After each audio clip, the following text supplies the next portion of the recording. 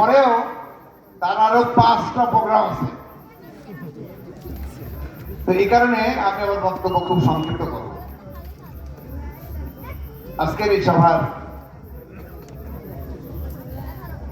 সম্মানিত সভাপতি, উপস্থিত মঞ্চের পবিত্র নেতৃবর্গ, সামনে জাতীয়তাবাদী দলের কর্মী ভাইরা, আসসালামু আলাইকুম। এতক্ষণ সব বন্ধুরাই আপনাদের সামনে ভোট চেয়েছেন। এত ভোট চেয়েছেন, আমি আতঙ্কিত। সেদিন আমার পৌর এক নেতাকে জিজ্ঞেস করলাম খবরটা ওর কি, তো বললো 1.5 লাখ ভোটে এগিয়ে আছি আমরা। আমি বললাম এই কথা আমাকে তো বলেছে, আর কাউকে বলো না।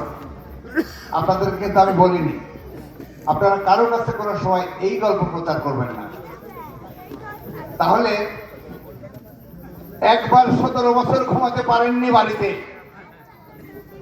আবার যদি 41 সাল পর্যন্ত ঘুমাতে না পারেন, বাংলাদেশ সবাই আমরা পাগল হয়ে যাব। মানুষের ঘুম না হলে মানুষ পাগল হয়ে যায় নাকি? চকবাড়ি গ্রামের উর্বর মাটির কৃতি সন্তানদের আয়োজিত আজকের এই সভায় উপস্থিত বন্ধুবর আব্দুল আজিজ, আপনারা কি আজিজকে ভোট দেবেন? আমি মনে করি আমরা ভোট দেবো ধানের শীষকে। এই যত পতাকা রয়েছে হাতে, কোন পতাকায় আব্দুল আজিজের নাম লেখা নেই। আব্দুল আজিজকে ভোট তবুও আমরা ভোট দেবো ধানের শীষে।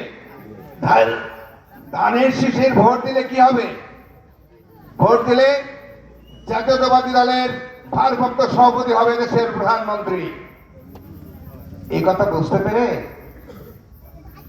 প্রধান উপদেষ্টার ভাষণের পরে ওরা এতদিন বলেছে যে আমাদেরকে পিআর পদ্ধতির ভোট দিতে হবে। এখন তারা বক্তব্য শুরু করেছে আমাদেরকে উপপ্রধানমন্ত্রী পদ দিতে হবে।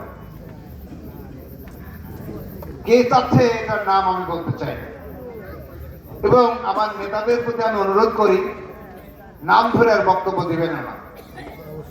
আমাদের দেশের সচেতন নাগরিক, সচেতন মানুষ সবই বোঝে কাকে ভোট দিতে হবে।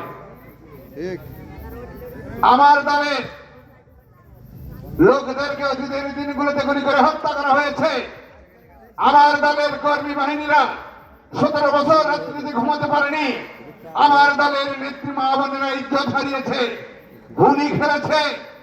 তাদেরকে আমরা কোন নাম নিয়ে কথা বলতে চাই না। তাদের হাতের সাথে হাত মিলিয়ে অনেকেই ষড়যন্ত্র করতে চায়, অনেক ষড়যন্ত্র চলছে। জাতীয়তাবাদী দলের যখন সামনে সুদিন আসার সম্ভাবনা দেখা দিয়েছে, তখন একটা গোষ্ঠী, একটা দল চাচ্ছে যেন সামনে ফেব্রুয়ারি মাসে ভোট না হয়। ভোট পিছিয়ে দেওয়ার জন্য তারা ষড়যন্ত্র করছে। আমাদেরকে সতর্ক হতে হবে। ভোট সংগ্রহ করার চাইতে ভোট কিভাবে রাখবেন সেই জায়গাটা আপনাদেরকে ঠিক করতে হবে। আমি একটা কথা আপনাদেরকে বলতে চাই, 2004 সালে বারাইগ্রাম পৌরসভার সময় বিস্ফোরণ হওয়ার আগে 26 মাইল দূরে ছিল বনপাড়া থানা, বনপাড়া অফিস আদালত। এই বিকেন্দ্রীকৃত অফিস আদালতের দাবিতে আমরা যখন আন্দোলন করতেছিলাম, তখন নাটোর জেলার শিমল সালান আমাদের দলের সাবেক মন্ত্রী রুহুল কুদ্দুস তালুকদার দলু, যিনি আমাদের বললেন যে বারাইগ্রাম পৌরসভা করতে হবে। তারই দয়াতে বারাইগ্রাম পৌরসভা হয়েছে। এই বারাইগ্রাম পৌরসভা হওয়ার পরবর্তীতে বিএনপি যখন বিরোধী দলে চলে গেল, ভোট করতে পারলো না। ভোট যখন দিল না, আপনার ভোট আপনি দিতে পারলেন না, আমার ভোট আমি দিতে পারলাম না, এই ষড়যন্ত্র করে 17 বছর ক্ষমতায় থাকলো। আমাদের থানা ভাগের কাগজপত্র সমস্ত কিছু ঢাকায় আটক অবস্থায় পড়ে রয়েছে। আপনাদের তৎকালীন এমপি ছিল কে? নাম নিয়েন না, ওজন নষ্ট হয়ে যাবে। এই জন্য বলি, এই 17 বছরে একই ফাইল থেকে নারায়ণগঞ্জ উপজেলা গঠন করা হয়েছে। বারাইগ্রামের ভাগ্যা কাছে সেটা আসে নাই। আমরা ধানের শীষকে বিদায় করতে চাই, তারেক জিয়াকে প্রধানমন্ত্রী হিসেবে দেখতে চাই, বিএনপিতে বিশ্বাসী লোকজনের মুক্তি চাই।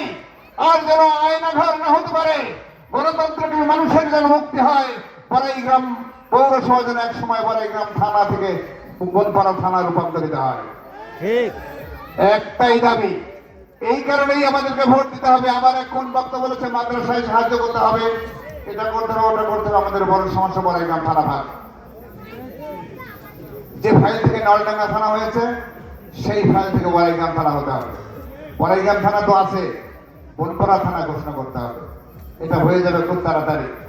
আপনারা ধানের শীষকে বিজয় করলে, ধানের শীষ যে বিজয়ী হয় ইনশাল্লাহ, আমরা যদি সঠিকভাবে ভোট দিতে পারি, এই চক্রান্তের মোকাবেলা করে আমাদেরকে সামনে ফেব্রুয়ারি মাসেই ভোট করতে হবে।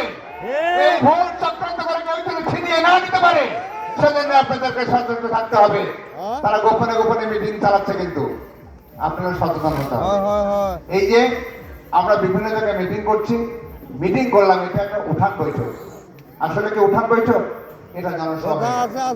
আজকে এই সময়টা উঠান বৈঠক করলে 10-15টা উঠান বৈঠক করা যেত। আপনারা বাড়িতে যাবেন, ফিরে বাড়িতে গিয়ে যাকে মহিলা ভোটার রেখে আসছেন তাদেরকে বোঝাবেন, পার্শ্ববর্তী লোকদেরকে বোঝাবেন। সময়ের খুব স্বল্পতা। আমাদের আজকে প্রধান অতিথি মহোদয়ের আরো 5টা জায়গায় যেতে হবে।